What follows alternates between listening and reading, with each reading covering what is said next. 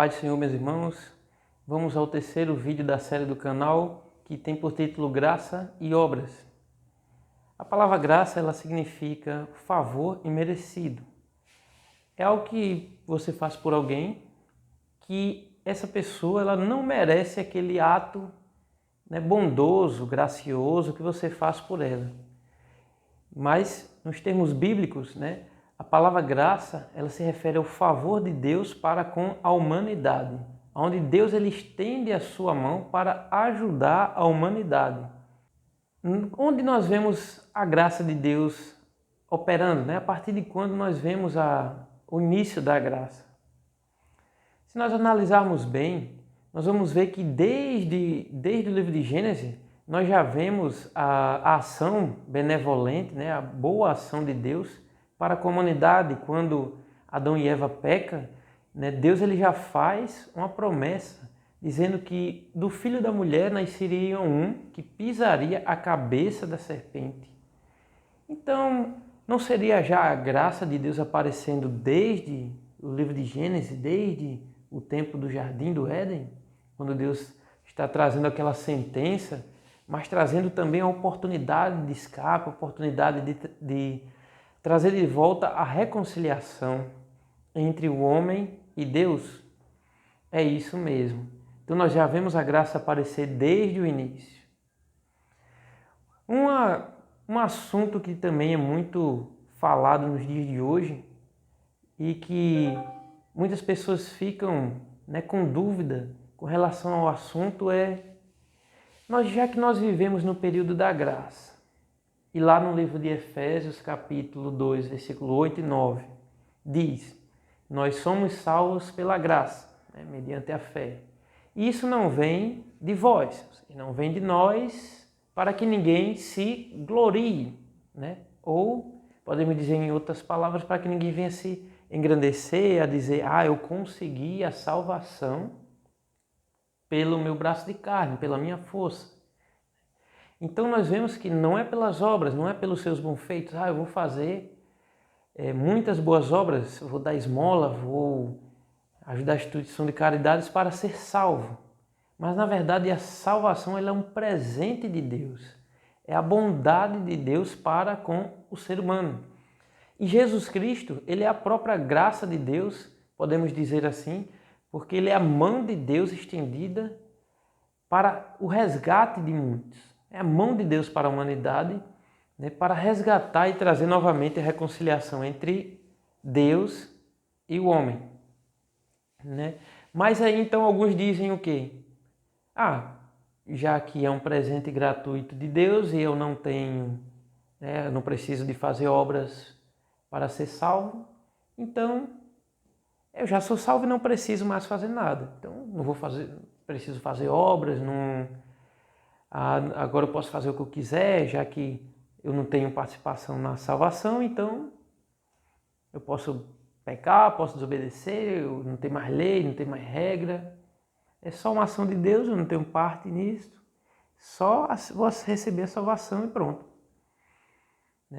Assim como também as pessoas acabam se confundindo com relação a esses assuntos que são muito definitivos. Se nós entendermos isso errado, nós podemos estar conduzindo a nossa vida em direção ao precipício, em direção ao abismo. Pois a partir do momento que Jesus estabelece o Novo Testamento, pois havia o Antigo Testamento, que era baseado pelas leis de Moisés, agora, através de Jesus Cristo, nós temos o Novo Testamento, que também muitos nós chamamos esse período de o tempo da graça. Embora, como a gente já comentou, a graça de Deus ela já manifesta, ela já começa a aparecer, nós já começamos a entendê-la desde o início. Mas então esse tempo da graça, como é definido, que Jesus ele muda, ele traz uma nova aliança para aqueles que estiverem nele. E aí por isso é interessante nós entendermos que quem está em Cristo, por isso a nossa fé ela tem que estar firmada nele, é nova criatura. As coisas velhas já passaram, eis que tudo se fez novo.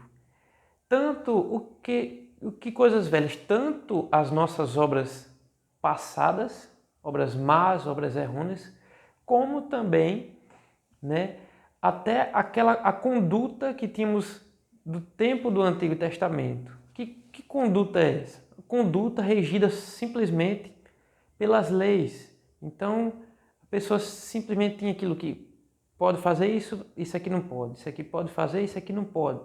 Então, algo de uma certa forma mecânico, de uma certa forma robótico.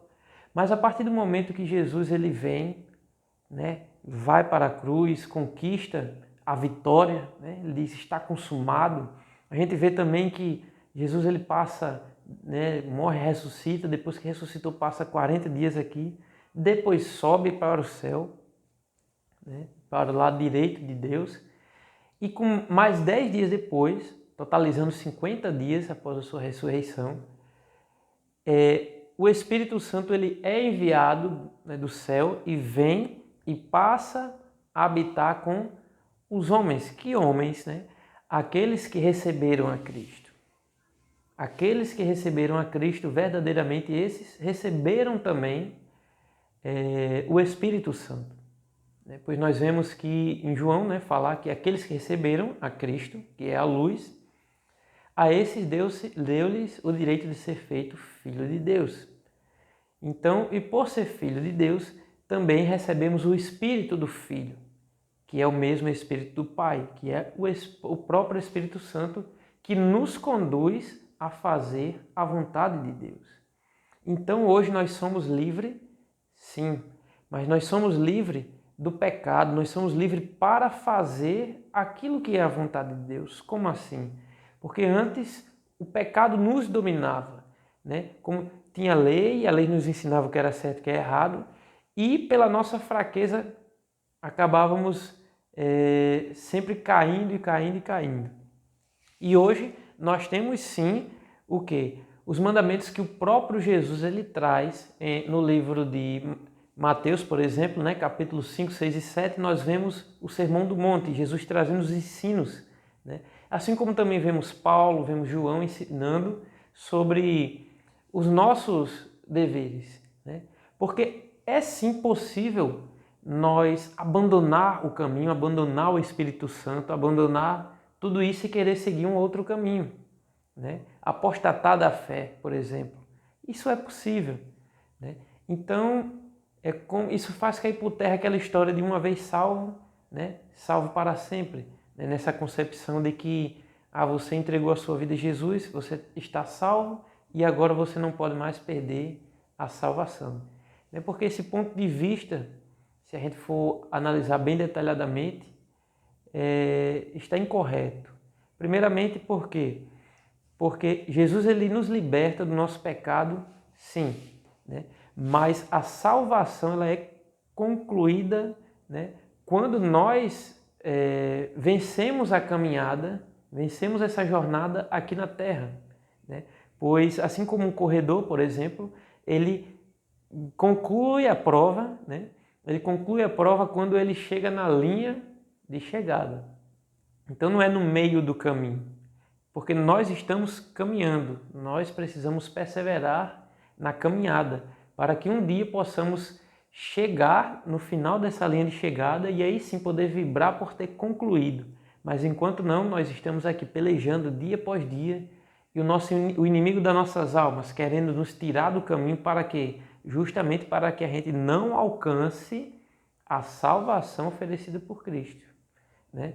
Então, da mesma forma, tem essas histórias por aí de que somos salvos pela graça e que por isso, né, pelo ser salvo pela graça, não precisamos mais fazer nada. Podemos ficar de braço cruzado e simplesmente isso, né? Alguns falam para nós que é assim. Então temos que ter muito cuidado com isso, porque essa afirmação, né, de que não temos nenhuma parte nesse processo da salvação, ela acaba nos deixando relaxado, ela acaba nos deixando seguindo mais a voz da nossa carne, do nosso eu, do que a voz do Espírito Santo. Nós somos muito privilegiados, porque diferente daqueles que viviam o Antigo Testamento, ele tinha apenas a lei de Moisés para os guiar.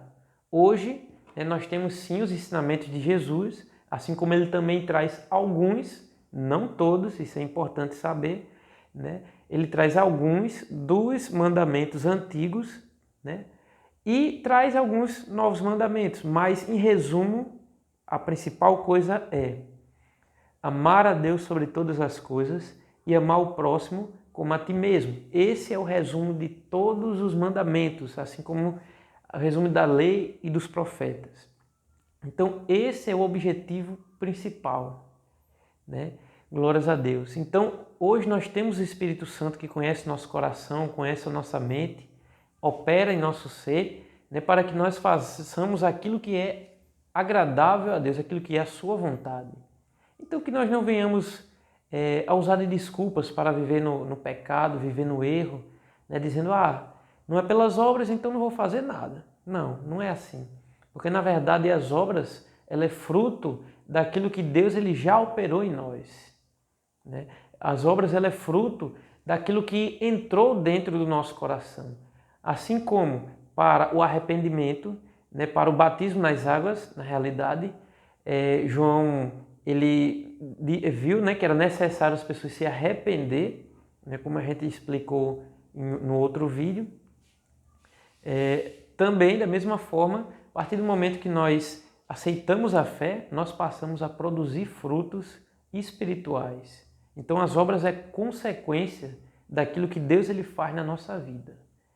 Então permanecemos na graça, permanecemos na fé, mas que não deixamos também de fazer a nossa parte, que é o mínimo das partes, pois Deus ele já fez a maior de todas as coisas. O mais difícil, na verdade, aquilo que era impossível, Deus ele já fez. Então só nos resta fazer aquilo que é para nós, né? É como tem uma frase que diz que aquilo que é para nós fazer, Deus ele não irá fazer. Né? E aquilo que é para Deus fazer, nós não devemos fazer. Né?